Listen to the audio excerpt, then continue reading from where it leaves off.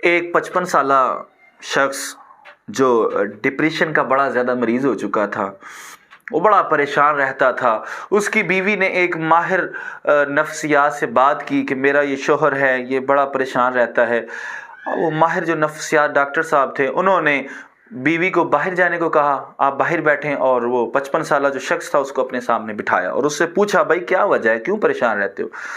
उसने बताया, भाई बात ये है, घर की टेंशन, घर के राशन की टेंशन, घर का लोन और गाड़ी का लोन, बच्चों की तालीम के अखराजात, इतनी कुछ ज़्यादा टेंशन है कि मैं परेशान हो गया हूँ। मुझे कभी कभी तो यूँ लगता है कि जैसे मैं पागल हो गया हूँ। डॉक्टर साहब ने कहा कि आपने एक काम करना है, आपने जहाँ 10वीं पास की थी, जिस स्कूल से आपने 10वीं क्लास पास की थी, आपने अब वहाँ जाना है। आपके पास 1 महीने का टाइम है। वहां पर जाकर आपने जो 10वीं का रजिस्टर है, जो दोस्त आपकी क्लास में आपके साथ पढ़ते थे, उनकी जो तफसील है ना, मौजूदा तफसील, वो लिख के लेके आए। अब उसी बंदे ने ऐसा ही किया।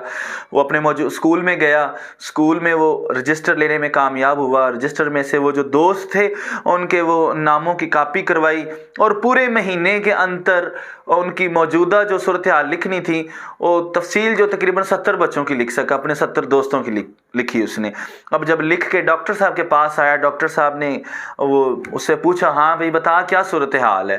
तो उसने बताया, डॉक्टर साहब बात ये है कि मैंने 125 दोस्तों की वो लिस्ट निकाली थी, जिसमें से 70 लोगों की तफसील मौजूदा मैं लिख सका हूं, बाकी अभी नहीं लिख पाया। तो पूछा, वो 70 लोगों की तफसील बताओ। कहा, उन 70 लोगों में से कुछ लोग ऐसे हैं जो फोत हो गए हैं, कुछ लोग रंडवे हो गए हैं, कुछ लोगों को तलाक हो गई है, कुछ कैंसर में, कुछ फालिज में, कोई हेपाटाइटिस में, कोई शुगर में, कोई टीबी में, कोई किसी चीज में, कोई किसी चीज में मुब्तला है। कुछ ऐसे दोस्त जो पागल हो गए हैं, कुछ दोस्त जेल खाने में हैं, कुछ दोस्त कहीं पर हैं, कुछ दोस्त तो ऐसे हैं जो मर गए हुए हैं, कुछ दोस्त मेरे ऐसे हैं कि जो इतने गरीब हैं, इतने गरीब हैं कि उनके घर में एक टाइम का खाना नहीं पकता, और कुछ लोग मेरे दोस्त ऐसे हैं कि जो इतने अमीर हो चुके हैं कि हम तसव्वुर भी नहीं कर सकते कि वो इतने अमीर हो चुके हैं। डॉक्टर साहब ने कहा कि आपको इन चीजों से कुछ समझ आई है क्या? इन चीजों में से कोई चीज आपके अंदर मौजूद है?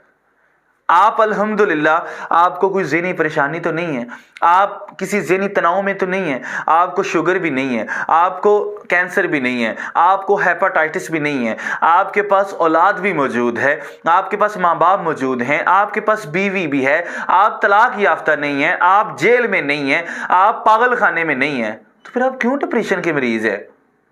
उस बंदे को समझ आ गई कि वाकई ही मुझे कोई मसला भी नहीं है, मैं तो बिल्कुल ठीक हूँ, कोई मुझे बीमारी नहीं है मुझे। ये छोटी छोटी टेंशनों के अंदर घिर के मैंने खुद को डिप्रेशन का मरीज कर लिया, जबकि मेरे जितने भी दोस्त हैं वो इतनी ज़्यादा परेशानियों के अंदर मगन है, वो इतनी ज़्यादा परेशानियों के अंदर खोए हुए हैं, लेकिन मैं इन सारे दुखों से, सारी तकलीफ़ों से महफूज हूँ। देखें हमारे इर्द गिर्द हम बाज़ ऐसे लोग हैं जो खुश नहीं नज़र आते हमें।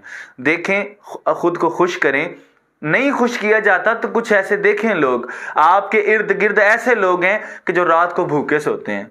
कुछ लोग ऐसे हैं जिनके पास दुख सुनने वाला कोई नहीं है। आप जब कभी आपको मौका मिले, आप जेल खाने के अंदर जाएं, जेल खाने के अंदर ऐसे ऐसे लोग होंगे जो बेगुनाह कैदी हुए हैं। खुद को फिर देखेंगे, मैं तो आज़ाद हूं। वो चाह कर भी कुछ नहीं कर सकते और आप चाह कर जो चाहें वो कर सकते हैं। जब कभी मौका मिले आप किसी हॉस्पिटल में जाएं, हॉस्पिटल में जाएं, इमरजेंसी के अंदर जाकर देखें, आईसीयू के अंदर जाकर देखें। बड़े बड़े ऐसे लोग होंगे जो जवान भी होंगे, खूबसूरत भी होंगे, गबरू जवान होंगे, लेकिन उनके जिस्म के अंदर इस तरह की बीमारियां उनके जिस्म को लग गई होंगी कि वो कुछ भी नहीं कर सकते होंगे। कुछ लोग ऐसे भी होंगे कि किसी की टांग टूटी होगी, किसी का हाथ टूटा होगा, किसी के पास आंखें मौजूद नहीं होंगी, किसी के पास कुछ नहीं होगा, किसी के पास कुछ नहीं होगा। फिर खुद को देखिएगा कि अल्हम्दुलिल्लाह मेरे पास देखने के लिए आंखें मौजूद है, पकड़ने के लिए हाथ मौजूद है, चलने के लिए टांगे मौजूद हैं, बोलने के लिए जुबान मौजूद है, मेरे पास दोस्त भी मौजूद है, हर चीज मेरे पास मौजूद है। फिर जब आपका कभी दिल करे ना तो कब्रिस्तान के अंदर चले जाएं, कब्रिस्तान के अंदर जाकर देखें, वहां पर उन कब्रों को देखें, कब्रों के अंदर सोने वालों को देखें, उनकी हिस्ट्रियां उठाकर देखें। आपको ऐसे भी लोग मिलेंगे कि जो लोग चाहते एक वक्त का खाना सोने के बर्तनों में चांदी के चमचों के साथ खाना खाते, आज वो कब्र के अंदर हैं, चाह कर भी कुछ नहीं कर सकते। फिर खुद को देखें, अल्हम्दुलिल्लाह मैं तो हर चीज कर सकता हूं, फिर भी आपको एहसास ना हो तो फिर आप किसी ऐसे घर में जाएं जिस घर में औलाद नहीं है। बड़े ऐसे लोग हैं जो औलाद के लिए तरसते हैं, देखें उनके पास औलाद नहीं है, फिर खुद को देखें मुझे बाबा कहने वाला मौजूद है, मुझे मामा कह के बुलाने वाला, मेरे घर में बेटे बेटियां मौजूद हैं। फिर ऐसे लोगों को देखें जिनके पास बाप मौजूद नहीं है, बाप का लफ्ज बुलाने वाला ही कोई नहीं है। ऐसे लोगों को देखें जिनके पास उनका दुख सुख बांटने वाला ही कोई नहीं है। फिर आपको लगेगा कि नहीं, वाकई अल्लाह ने हमें बहुत ज्यादा सारे दुखों से महफूज कर रखा है।